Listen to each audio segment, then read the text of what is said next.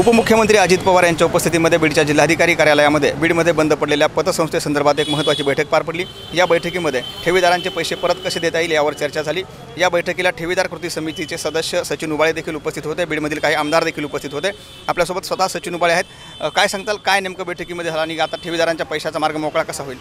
आज बीड जिल्हाधिकारी कार्यालय येथे महाराष्ट्र राज्याचे उपमुख्यमंत्री तथा बीड जिल्ह्याचे पालकमंत्री आदरणीय अजितदादा पवार साहेब यांच्या प्रमुख उपस्थितीमध्ये बीड जिल्ह्यातील Dnyanradha multi-state, Sairam multi-state, Rajasthani multi-state, Jijau multi-state व इतर मल्टीस्टेट आणि पतसंस्थेच्या संदर्भामध्ये ज्या लाखो गोरगरीब कष्टकरी शेतकरी शेतमजूर धुनी भांडी धुणाऱ्या महिला त्याचबरोबर सेवानिवृत्त कर्मचारी यांच्या ज्या ठेवी अडकलेल्या आहेत त्या ठेवी परत तात्काळ कशा मिळतील या संदर्भात अजितदादांच्या उपस्थितीमध्ये आज आढावा बैठक जिल्हाधिकारी कार्यालय येथे संपन्न झाली।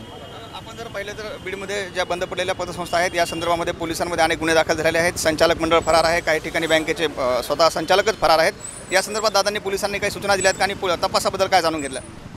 अजितदादांनी जे 60 आरोपी जे आहेत ते अद्यापही फरार आहेत। त्याच्यामध्ये प्रामुख्यानं ज्ञानराधाच्या अर्चना सुरेश कुटे या गेल्या 20 महिन्यापासून फरार आहेत आणि गेल्या 3 महिन्यापूर्वी त्यांनी एका झूम मीटिंगवरती येऊन ठेवीदारांशी काही संवाद साधला होता। त्याचे पुरावे देखील आम्ही पोलीस प्रशासनाला दिले होते, परंतु पोलीस प्रशासनानं त्यांना अद्यापपर्यंत अटक केलेली नाही आहे।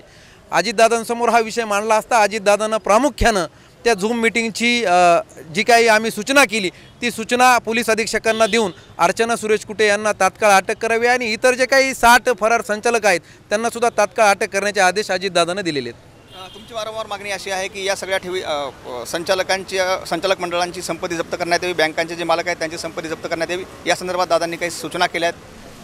आज जी बैठक झाली त्याच्यामध्ये अजितदादांनी जे काही फरार संचालक मंडळ आहेत त्यांचे नातेवाईक आहेत यांच्या ज्या काही प्रॉपर्टी आहेत त्या MPID कायद्यानुसार त्यांच्या प्रॉपर्ट्या जप्त कराव्यात असे आदेश दादांनी दिलेले आहेत। तर निश्चितच हे होते सचिन उबाळे, जी बैठक जिल्हाधिकारी कार्यालयामध्ये पार पडली त्या बैठकीला ते उपस्थित होते। त्यांनी ठेवीदाराच्या संदर्भातले अनेक प्रश्न अजितदादा यांच्यासमोर मांडले आणि अजितदादांनी या बैठकीमध्ये पोलिसांना तपासाबाबत विचारणा केल्याचं देखील त्यांनी सांगितलं आहे। आणि यापूर्वी खुद्द मुख्यमंत्र्यांनी देखील मुंबईमध्ये एक बैठक घेतली होती। या बैठकीला सचिन उबाळे उपस्थित होते आणि मुख्यमंत्र्यांनी CIDच्या तपासावर नाराजी व्यक्त करत अर्चना कुटे यांना अटक करण्याचे आदेश दिले होते। त्यामुळे आता अजित पवार यांच्या बैठकीनंतर पोलीस काय कारवाई करतात हेच पाहणं महत्त्वाचं ठरणार आहे। कॅमेरामन मुकुंदसह मी आप्पासाहेब मोहोरकर, लोकाशा TV बीड।